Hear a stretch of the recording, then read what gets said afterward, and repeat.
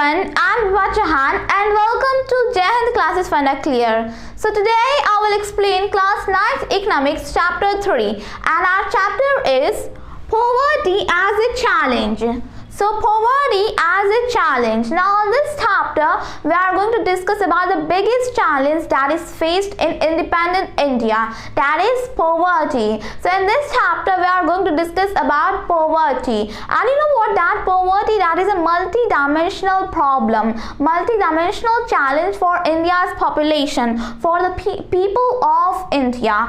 Now poverty, that is the biggest challenge you could say for the people of India and has to be reduced.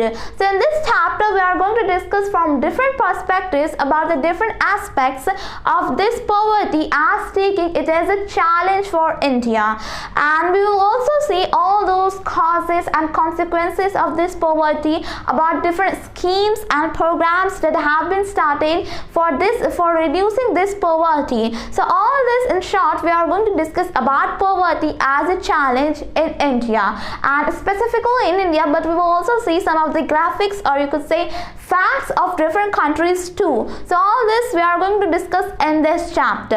Now if I say poverty, who do you think are poor people? Now in everyday life you have, that you may come across many poor people, many people who you might think that they are poor, like all those people who are living in the slum areas and all those workers that are working at the construction sites, or those people, or those child laborers you could say, or those people who are driving rickshaws, or you could say all those buggies or tongas. So you might have been thinking that those all people are poor. Now you know what that your main concentration here is that you look at their situation and think that they are poor. So in this chapter we are going to discuss whether they are poor or not, and how we see them as poor we will also see. So it is, you could say that is introduction.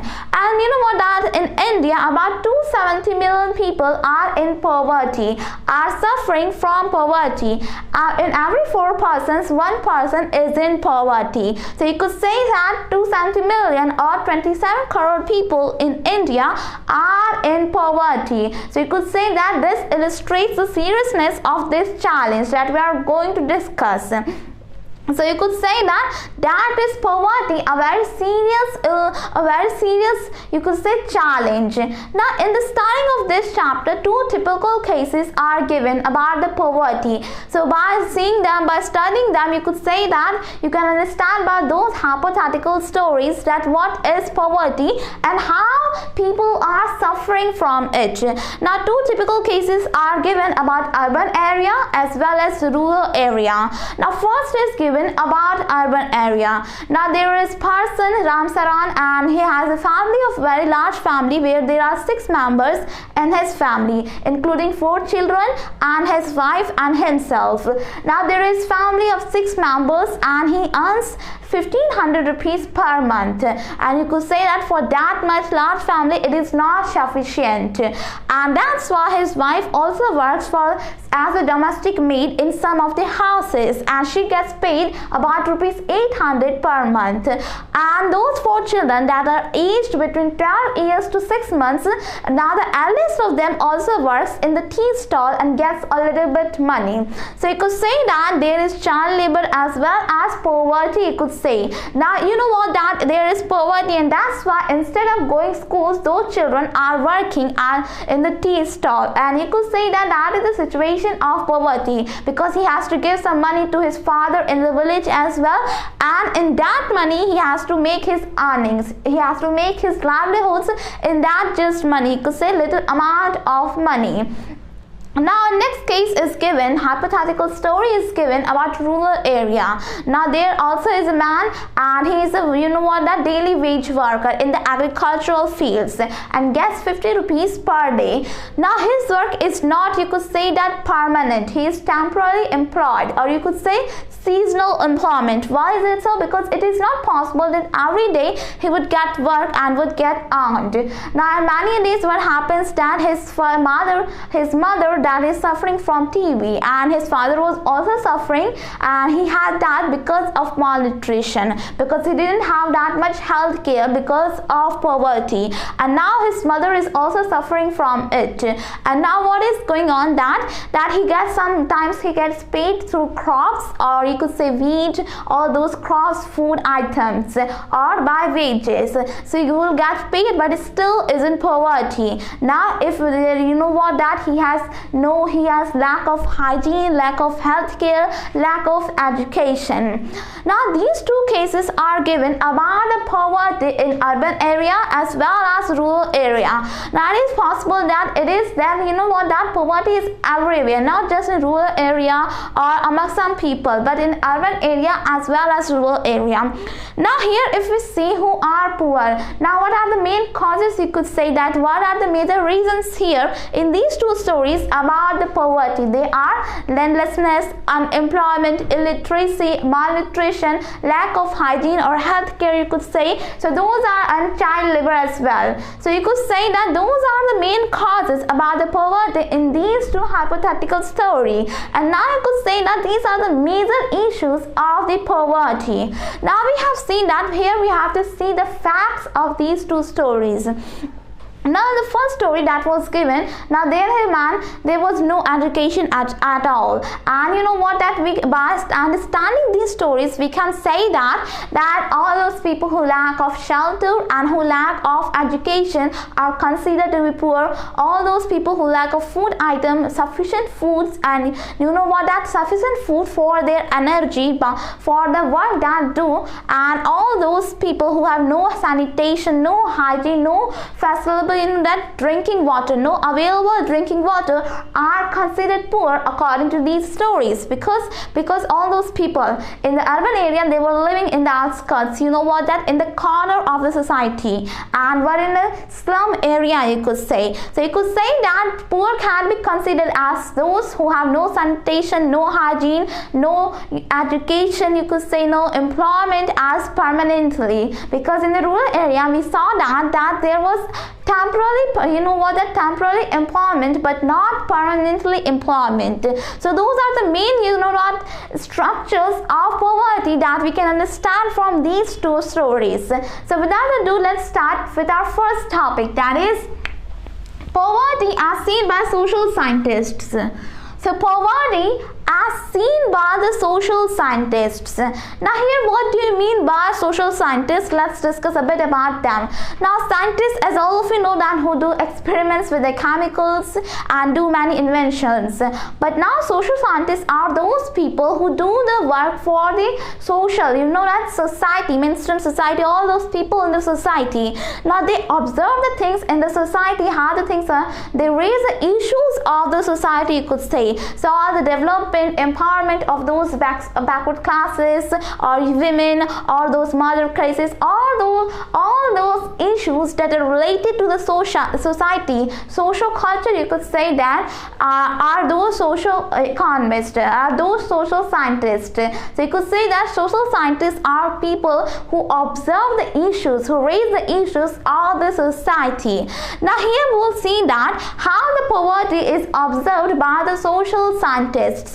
Now you know what, that now two terms that are becoming more and more common about poverty and are observed by the social scientists, and those two terms are social exclusion and vulnerability. Now let's discuss what are these two things one by one. So first is social exclusion. So social exclusion. Now social exclusion, as from the name you could say that what it is. Now social exclusion, you know what, that if there are poor people, they will also be excluded from the mainstream society, and that will be the cause as well as the consequence of the poverty. Now let's suppose if there is a society and there all people are very rich, and if there are a bundle of people who are very poor and have moved in that society, then what would happen, that they would be, you know what, that they would be excluded from the mainstream society, and they will have to live in those places where there are people around them as in the same class. So social exclusion exclusion, in the simple terms, you could say that in short means that in this social exclusion, what happens that poor people have to live with those people in the same surroundings, with the same people in the surroundings, you could say. So they cannot be included in the mainstream society where there are rich people. Now you know what, that social exclusion is a cause and consequence of the poverty. Now cause, why is it so? Because if there is an individual who is very poor and is living in a very rich society, then what would happen that he will be inspired from other people about education. He will see the importance of everything and eventually will get inspired to become, that his standards of living will become high riser, you could say. So you could say that if he was living in that society, then maybe he could become a better person than he was. But if he's excluded, then what would happen that he would go to the same people and that he will not be encouraged because of those people who are living around him. So you could say that it is a cause and consequence as well. The consequence, why is it so? He is poor and that's why he is being excluded. So you could say that a cause and as well as consequences. So that is social exclusion. When a bundle of people or an individual have been excluded from the mainstream society, that means they have to live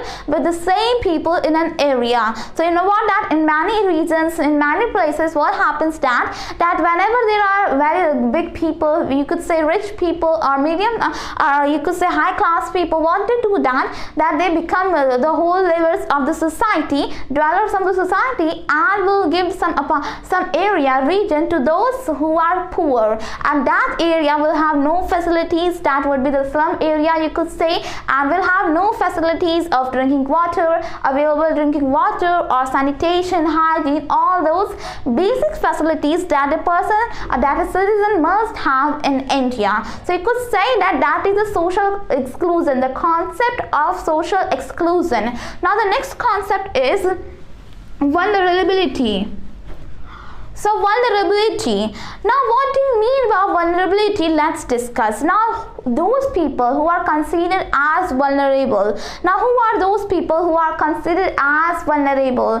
Now you know what, let's suppose if there is any natural disaster, if there is any natural calamity, then what would happen that all those people who are the youth or you could say adults will have been saved. You could say that will have been saved and will have protected themselves, could have protected themselves. You could say that in that natural disaster, let's suppose if there is earthquake, now what will happen that all those adults and the youth, what they would do that they would escape from it.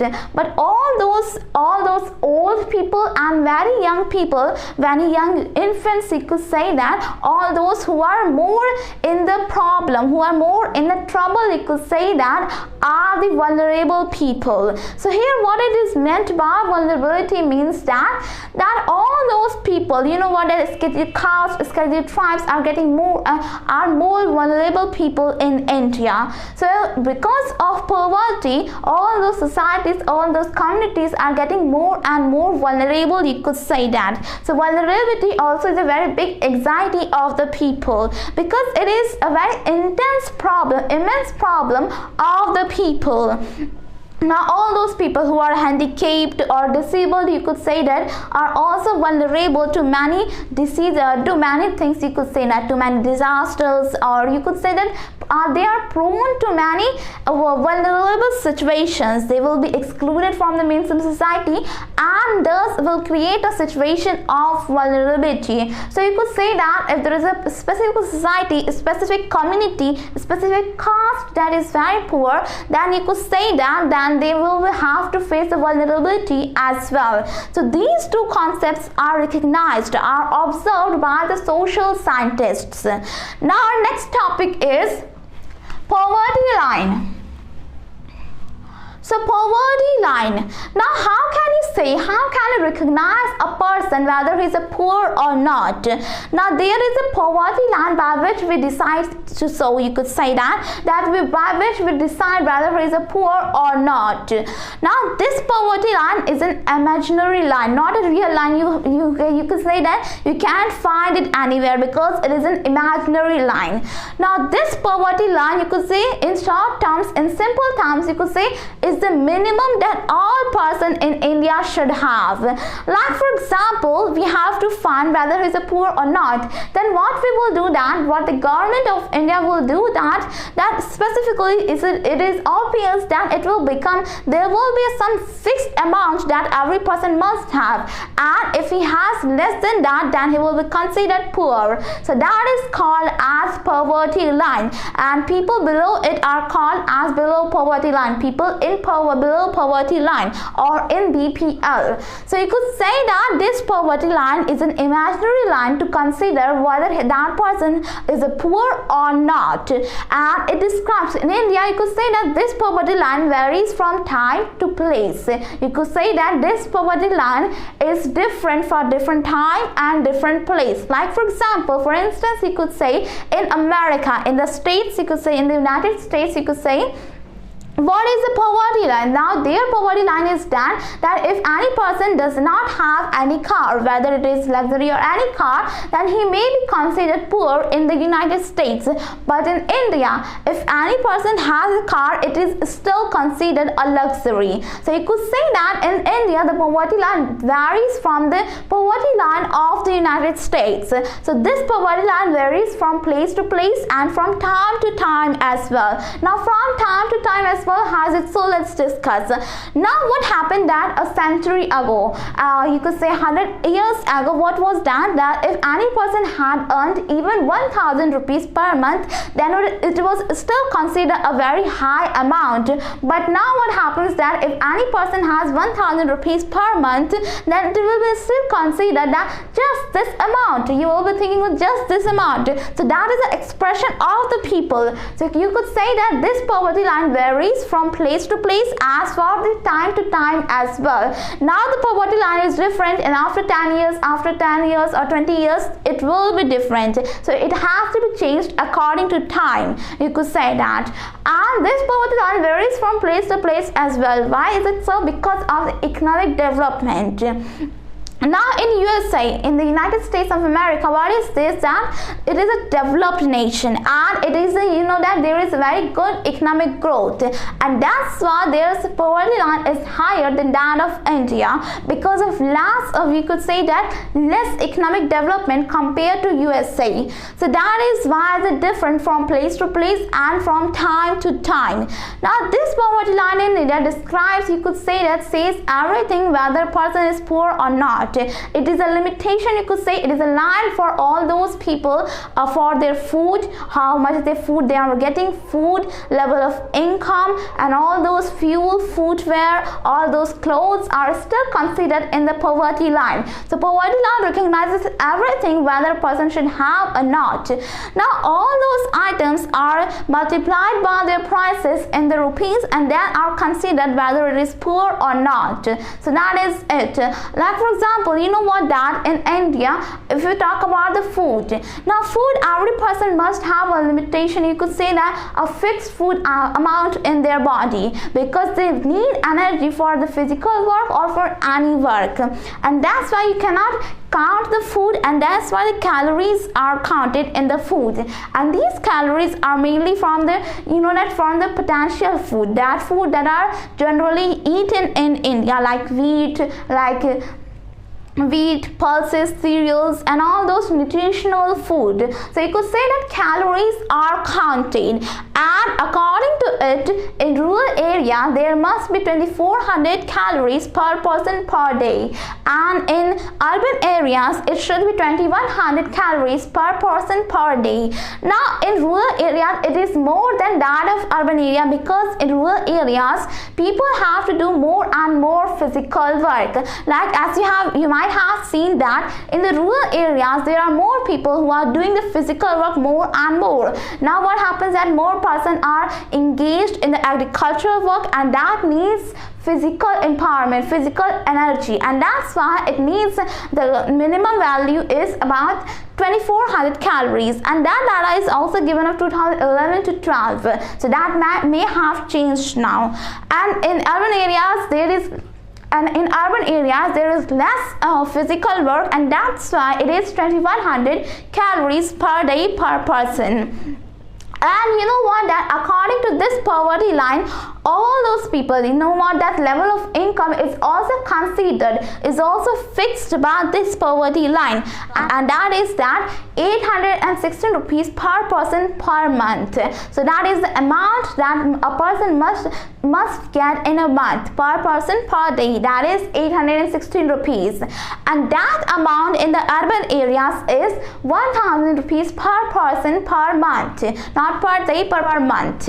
So you could say that is a less amount, that is a minimum amount that every person must have, level of income that is fixed. Now you might have been thinking that in rural areas people have to get more food, that they have to eat 2400 calories, so they would need obviously more food compared to the people in the urban areas. So why the level of income is less than that of the urban areas? It is because in food items, all those things in rural areas are less expensive compared to the urban areas. As all of you know that anything in urban area is way more expensive than compared to those in the rural areas. So that is why the level of income also varies from rural area to urban areas.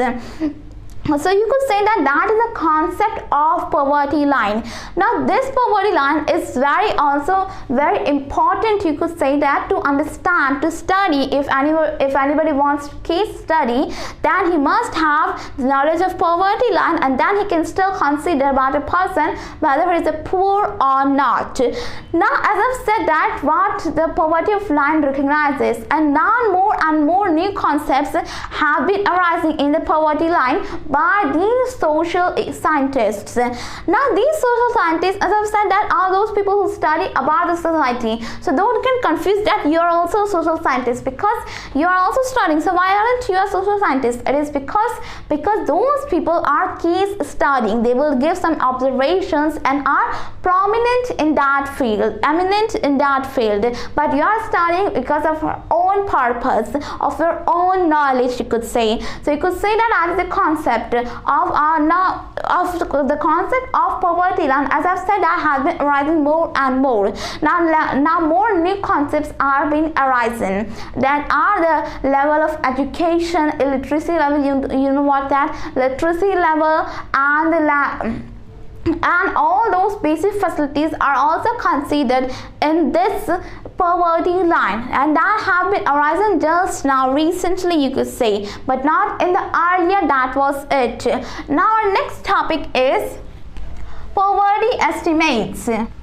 So poverty estimates. Now we have seen about the poverty line, and there must have been some question in your mind about it, related to it. That is that how we see that how the poverty line, how the people there, how much the percentage of people below the poverty line is.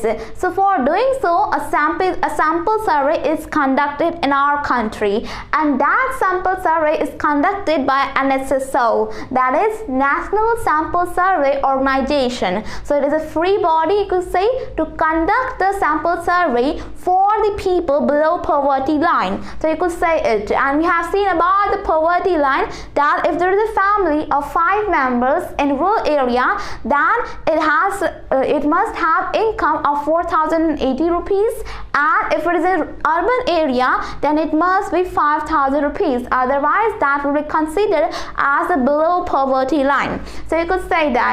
Now here some of the estimates of our poverty is given in our book, and you could say that are also very important because all those data are asked in the exams. So if we talk about poverty in our country, what happens in 1993 to 1994, in that year there was a poverty ratio, you know what, that poverty percentage of 45%, and that had reduced to 37.2% in 2004 to 2005, and also it had come to 21.9% in 2012 to 2011 to 2012. And you know what, that this book has just this data, but there have been much more reduction in the poverty rate in India, but that is not given in your book. So you could say that from 45% in 1993 to 1994 in that year to 21.9% in 2011 to 2012. That has been a very big reduction in our poverty rate, in our poverty percentage. And you know what, that in the year 2004 to 2005 there was a population of poor people, or of those people who are below the poverty line, that was 407.1 million, and that had reduced to 269.3 million in 2011 to 2012. So you could say that these are some of the estimates that are given of our poverty. Now there has been a reduction in the poverty rate, in the poverty percentage, because of different schemes, because of different programs, because of different implementation of acts or laws that has to reduce the poverty line below people, the population of poor people in our country. You could say that poverty in our country, because you know what, that Mahatma Gandhi once said that India could only become independent when the poorest of its people have no suffering. So you could say that no person in India should have any suffering. That you could say the point of poverty. Now our next topic is vulnerable groups. So vulnerable groups. Now as we have talked about vulnerability, and we have seen that there can be some specific communities or caste people, group, or you know what, specific individuals who are in more and more vulnerable situations. So you could say that we are going to discuss about those vulnerable groups, those vulnerable people, you could say that. Now the most vulnerable groups, you could say that we can divide the society into the economic groups and as well as the social groups. Now in social groups, the most worst society, you could say that those people who are most vulnerable are scheduled castes and the scheduled tribes. Now SCs and STs, as you have read about them, now those are the most vulnerable in the social groups. And in economic groups, the most vulnerable people, the most vulnerable groups are in the rural areas and as well as urban areas, and that are in rural areas it is agricultural labor households, and in urban it is casual labor households. So you could say that in both rural areas as well as urban areas there is poverty and vulnerable groups. Now you know what, that when a survey was conducted in the year 2004 to 2005, now what happened, that the total poverty was about 22%, you could say. Now total was 21.9%, or you could say 22%. Out of every 100 people in India, 22 people were below poverty line. But if we see the specific of these people, of these vulnerable groups, we will see that they are having more and more vulnerable situations. That percentage is about 33% of those workers. You know what, are casual labor workers, casual labor households in the urban areas, and 40% for those who are in the agricultural labor households. So that is 40% for those people, and 29% for those you know what, are scheduled castes. So these are, and 43% for the scheduled tribes.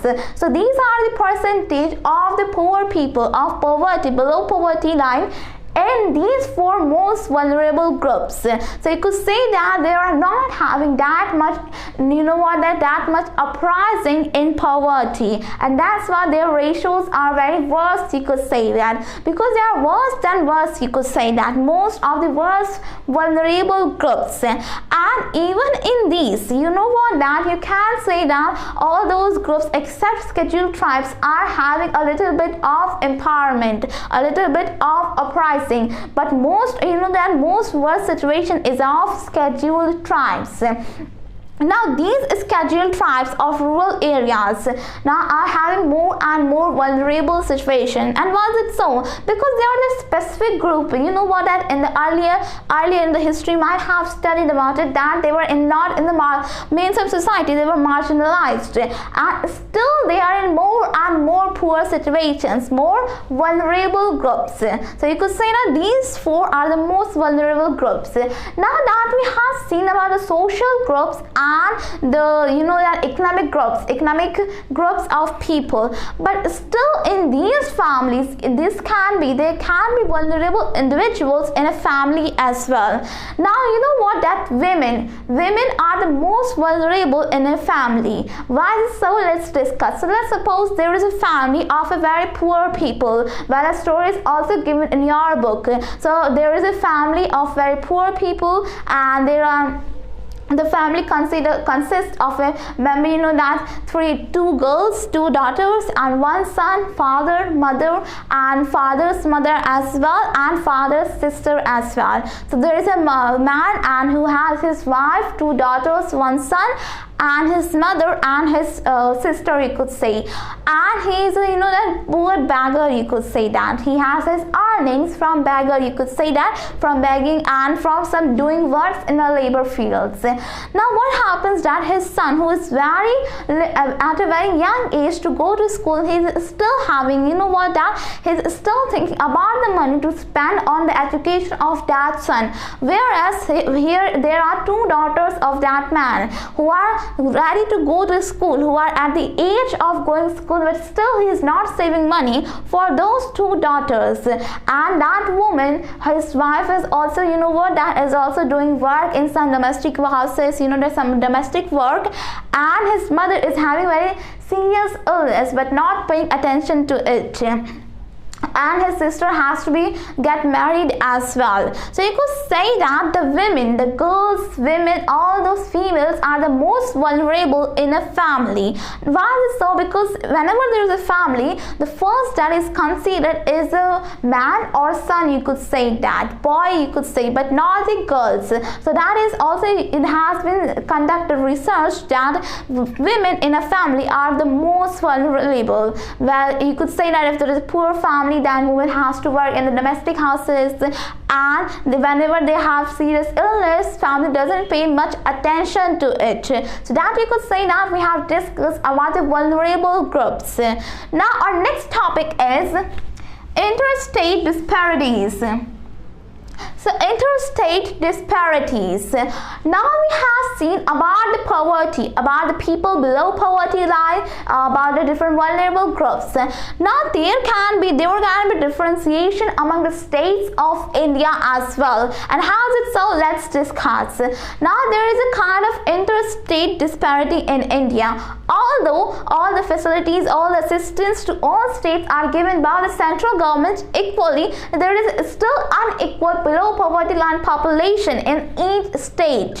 Now let's take an example for those four states that are, that there are some states which are having very, that less reduction of poverty, and that those states are Assam, Uttar Pradesh, Madhya Pradesh, Bihar, Odisha. These are the states that are having more and more poverty people, that below poverty line people. Whereas in some of the states that are Maharashtra and Kerala, Tamil Nadu, Punjab and Haryana, these states are those which are good enough for the poverty population. There aren't that much, you could say that, people below poverty line.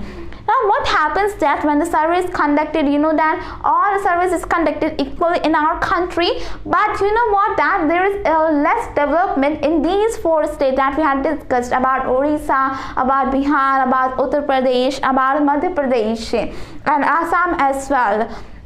Now these states don't have that much reduction in their below poverty line people. Why is it so? That these don't have that much development in it. There is in these states that we had talked about, secondly about Maharashtra, Tamil Nadu, Kerala. You know that in Punjab and Haryana they have developed themselves by agricultural resources, by natural resources, by agricultural production. You know that there is a very good crop production that is in Punjab and Haryana. So you could find more and more farmers in these two states. And in Kerala, you know what, that they have focused on the human development, on the human resource development. And you know what, that you will be surprised to know that in Kerala there is 100% literacy level. So you could say that there is more focus on the human resource development, and that's why there are less people below poverty line. And in other states that we had talked about, maybe it's because of their development as well. So you could say that there is interstate disparity as well. They can do differentiation about the people. They can be unequal distribution around the regions of India, and that is the interstate disparity. And that has to be reduced as well, because all the population below poverty line, just think about it, if it is in one state and there is another state which is even more than richer, so you could say that would not be convenient for our country. So that is interstate disparities. Now our next topic is global poverty scenario. So global poverty scenario. Now we have seen about India. We have seen about the poverty in India, poverty line in India, and those people will be considered as people below poverty line. But there must be some minimum amount fixed at the global use as well. And that's why World Bank has the minimum amount fixed for every person in every country. So according to the World Bank, every person must have an income, every citizen, every individual must have an income of $1.90 per day. So that amount is of $1.90 per person per day. Now that amount is globally, you could say that global for the global poverty, and if anyone has less than that, he will be considered as below poverty line. So you could say that is the minimum fixed amount by the World Bank for the global use, for the global surveys, for the global research, you could say. And you know what, that according to the research, according to the surveys, it is seen that people, the proportion of poverty people, the proportion of the below poverty line people from all those countries in the developing countries has reduced to 10.68%, and earlier it was more than that. It was, you know what, that it was more than that, very much, even more than 50%. So you could say that has reduced. But you know what, that is a global survey. But this differentiation, there is a differentiation among places. From region to region it varies. And we have seen that in the case of India, still there was a differentiation. There was, you could say, the differentiation among the below poverty line population in every state, and that happens same here. Now if you look at a global scenario, global poverty scenario, what happens that there is decline. You could say that you can't deny the fact that there is no declination. You could say that there was no reduction. There is decline in the people, in the population, in the proportion of the population in below poverty line. But that varies from regions to regions. And how so? Let's discuss. So if you look at China, now China, that is in Asia, and you know what, that is a developing, is a very developed nation, you could say. Now in 1990, its percentage of proportion, you could say, of population below poverty line was 88.3%. You could say that it was very much. In 1981 it was 88.3%, but in 2013 it became 1.9%. So you could say that a very big reduction in the poverty in China. So that it had reduced from 88.3% in 1981 to 1.9% in 2013. And if you look at the cases of Southeast Asian countries, that is India, Sri Lanka, Nepal, Bhutan, Bangladesh, Afghanistan, Pakistan, all these countries, there have been reduction in poverty as well. Like in these Southeast Asian countries, the poverty line, the people below poverty line has been reduced from 54% to 15%. So you could say that there is also a reduction in it. And you know that in socialist countries as well, like in Russia, still there is a reduction in poverty line. So Russia, as all of you know, that is a very socialist nation, and there also has been seen the reduction in poverty in the people, in the population below poverty line. And if you look at the sub-Saharan region, sub-Saharan African region, then you will see that there also in 1990 its percentage of population, proportion of population below poverty line was around 54%, was around 50%, and now it has decreased. It has decreased to 41% in 2012 to 2013. So you could say that a very a reduction as well. And if you look at the case of America and the case of states, then you will see that it has reduced from 16.5% to 5.4%. Now 16.5 in 1990 and 5.4 in 2013. So you could say that that is a global scenario of poverty, related to poverty, how the things have gone changed, how there has been reduction, how much reduction there is among the countries. It varies from places to places, and in the research it is based on whole, you could say that, but it still varies from place to place. Now our next topic is causes of poverty. The causes of poverty.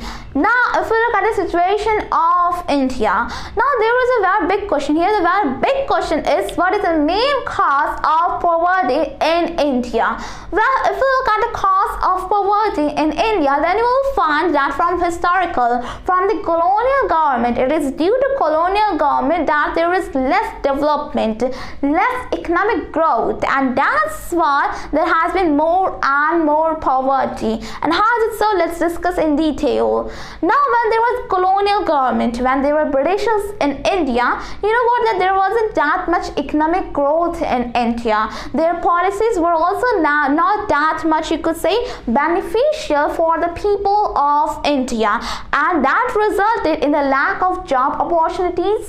And you know what, the Britishers had also discouraged, you know, that the business, the traditional textile business, the traditional industries of India, like textiles and other industries, you know what, so all those traditional and cultural business, you know, that factories, industries of India were shut down by the Britishers, and that's why it resulted in the lack of job opportunities, and there were many people who were unemployed in the colonial government. And after that, you know what, that resulted in lack of opportunities, and there were many less people who had opportunity to become something, to have work. And that's why many people, you know what, that whenever anyone wanted to find a job, he could not find in a rural area, and that's why he went to the urban areas, and in still urban areas there were no job opportunities, and that's why he was doing low works, like they became rickshaw pullers, vendors, or construction workers, or workers at the mines or any site, and had very low wages, and was stuck in a vicious cycle of poverty. So you could say that in the colonial government, the major issue was a lack of economic growth, lack of economic development in India. And if you look at the present situation, now there are many people who are poor, and the major cause is the implementation, is a lack of implementation of policies. Now there are many policies, acts, laws that are to reduce the poverty in India, and you could say that they are good as well, with good intentions. But you know what, that many state governments have failed to implement them. Implementation of those policies in the ground reality, in the people, in the streets of India is the most important thing to do, because we don't just want schemes, policies in the written paper, we don't just want laws as written on paper, but we have to implement them on the ground reality as well, and they have not been implemented that much well, and that's why it is a very big cause of poverty as well. And you know what, that whenever there is a poor people, whenever there are poor people, what they will do, that they will become more and more poor. You know what, they will be poor a little bit, and they will borrow money from money lenders, and after that they will be stuck in indebtedness. A very vicious cycle will be created, and they will be entrapped, that they will be the prey of indebtedness. So you could say that this indebtedness as well as a cause and effect of poverty, because they were a little bit poor, they had indebtedness, and after that they become more and more indebted. So you could say that a very vicious cycle is thus created. Well, there are some exceptions in poverty cases, but if we look at the general cases, we will see that too. So you could say that there are many causes of poverty in India, but moreover they are most important, the lack of economic growth, and that lack of job opportunities, unemployment. As I discussed about unemployment in the previous chapter, that a very big anxiety for the people. Now our next topic is anti-poverty measures.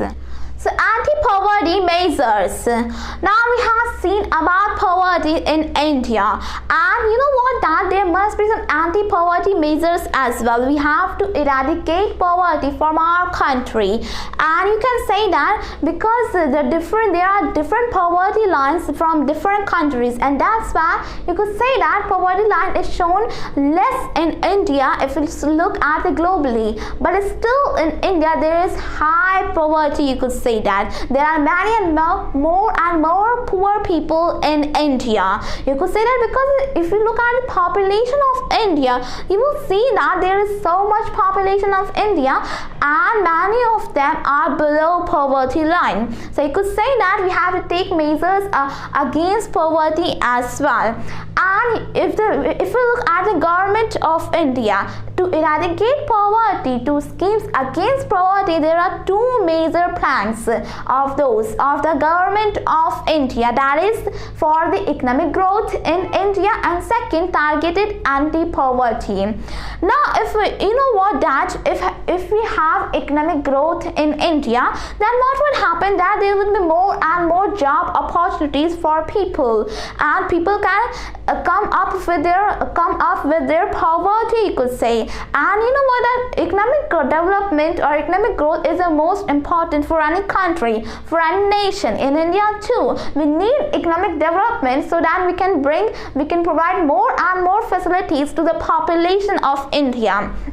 Now to eradicate poverty, now there must be some economic development as well, and there would be more and more job opportunities, and many people would join those jobs and give education to their children, you could say. So you could say that economic development is most important, very important to eradicate poverty. And second, we have to look some of the measures, some of the schemes of our government, and you know what, that there are many governmental developmental forces, there are many developmental schemes in India, but some of them are worth mentioning. Now we have to look some of the measures, some of the schemes that are issued by the government of India to eradicate, against the poverty. So we will discuss some of them. Now first is Mahatma Gandhi Narega. Now Mahatma Gandhi NREGA, that is also called as Narega. Now its full form is Mahatma Gandhi National Rural Employment Guarantee Act 2005. So it was implemented in 2005, and its main issue, you could say that its main purpose was to provide 100-day wage laborers, to give employment to wage laborers for 100 days, to give reservation for women in the proposed jobs, and it also gave reservation in the proposed jobs for SCs, STs and women. For SC it was 23%, for STs it was 17%, and for women it was 53%. And it also increased the minimum fixed wage from 65 rupees to 142 rupees. So you could say that was also increased increased by this scheme. And you know that this was also, you could say that very successful, and its name is Mahatma Gandhi. Why it is so? Because Mahatma Gandhi's main focus was for the wage laborers, for those daily wage workers and the poorest of India, and that's why it was issued to eradicate, to against the poverty in India. Now next scheme we are going to discuss is PMRY. So PMRY, that is Prime Minister Rozgar Yojana. Now Rozgar means employment, Yojana means decision plan. So you could say that Prime Minister, that is Prime Minister Rozgar Yojana, and according to it, its main focus was on the the educated people, educated youth in the rural areas, from the rural areas, villages or smaller big towns, to give them self-employment or to give them some opportunities to start their own business, to start their own occupation, to start their own business for themselves. So it was for to give self-employment opportunities to all those educated people of rural areas, of towns, you could say. So its main focus was it, and it was issued in 1993. So you could say that it was implemented, it was made in 1993. Now next scheme we are going to discuss is REGP. REGP, that is Rural Employment Generation Program. So Rural Employment Generation Program, and it was issued in 1995. So it was implemented in 1995, and its main focus was to give opportunities, self-employment opportunities to the people of rural areas, and it also provided for the job opportunities, 25 lakh jobs for those people who are unemployed. So you could say that 25 lakh jobs for those who are unemployment, and all those people, to give self-employment opportunities to all those people of rural areas, And in the first one we have seen that Pradhan Mantri Rozgar Yojana, we have seen that it was specifically for the educated people of rural areas, but this was for the people of rural areas, and it also opened 25 lakh job opportunities for the people of rural areas, you could say.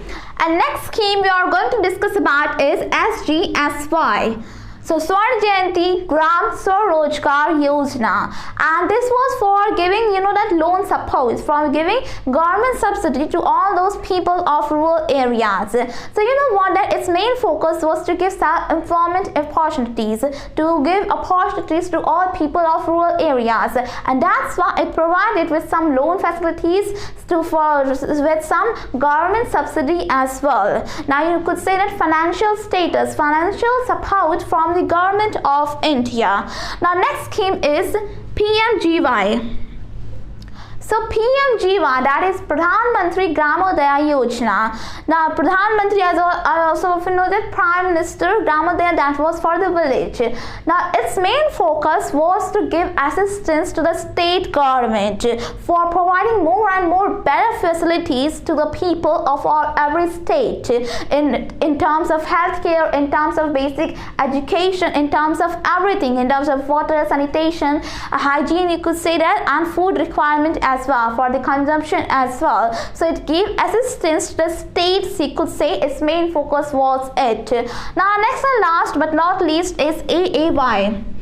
That was that Antyodaya Ann Yojana. So that is not for this chapter. We will discuss about it in the next chapter, that is food security. That is about the food security. So this scheme was for the food security in India, and that we will discuss in the next chapter. So you could say that these are some of the schemes that we have discussed and are worth mentioning it, because they are, you could say that, very important. But you know what, that they are less effective. They have become less, there is less effectiveness of these schemes because of less implementation, because of lack of implementation. So you could say that we have to implement them, we have to provide more and more strict laws, but not just strict laws, we have to implement them strictly as well to have more and more effectiveness. And that's why the main focus of governments nowadays is to implement the laws more and more strictly among the people of India. Now next and last topic of this chapter is the challenges ahead. The challenge is ahead. Now, at the starting of the chapter, as I've said, that we will not just discuss about poverty, but we'll broaden our horizon after knowing about human poverty. Now, there is a very good concept of human poverty. In this whole chapter, we have seen about poverty. We have seen about poverty and different aspects of it. We have seen different schemes of it and many things. We have seen the situation, scenario of global poverty as well. But you know what, that in India the definition is not proper. You could say that it's not enough sufficient for the people of India. It is for the minimum subsistence, not for reasonable livelihood, for reasonable subsistence. So many scholars advocate that we have to broaden our horizon. We have to broaden this concept of poverty to human poverty, because it is not just they have been able to feed themselves, but they do have a better education. Do they have a better understanding? And they have they been escaped? Aren't they having any social or gender discrimination? So you could say that is a main focus here. Human poverty, that means it is not just that you will not be a poor people if you have been able to feed yourself, if you have enough food for yourself. But what about the social facilities? What if you don't have any equality? If you have discrimination about gender or social discrimination, or if you don't have any better health facilities, or any, you could say that, any better understanding, education, self-empowerment. So you could say that we have to broaden our concept as well. Now we have seen that we have seen about the scenario of global employment, about the scenario of global poverty, and the new sustainable development goals also say that to eradicate all the poverty till 2030. So its goal is to eradicate all poverty, to vanish all the poverty till 2030. So we'll see that what happens, and we have to take that goal as well. But still, after that, still we will have many more proceedings about poverty, because eradicating this minimum poverty isn't enough. We have to eradicate human poverty as well, according to the scholars, you could say. So you could say that even after that goal is done, even after that goal is done in 2030, there will still be many struggles about human poverty in the world, and specifically in India as well. So you could say that we have discussed in this chapter. Now in this chapter we have discussed about poverty. We have seen that how poverty is caused, and you know what, that once trapped, you could say that vicious cycle is created. Well, there could be some exceptions, but we are talking about general cases. We have seen that how poverty is caused, how about different aspects of it. We have seen scenario of global reduction in poverty as well. But still in India there is still very high poverty, you could say, because percentage don't matter. We have to see the population as well. Even if it is 20%, it is still very high according to the population of India. We should have economic growth in our country, and you have to relate to economics as well. We have seen that there must be some economic growth. Due to lack of economic growth, there is more and more poverty. So this is all we have discussed in this chapter, and this chapter also has some of its importance in the exams as well, and in competitive exams as well. So this is all we have discussed in chapter. I have discussed our topics and subtopics, and the remaining last chapter of this book will be covered in the further upcoming video. So thank you very much.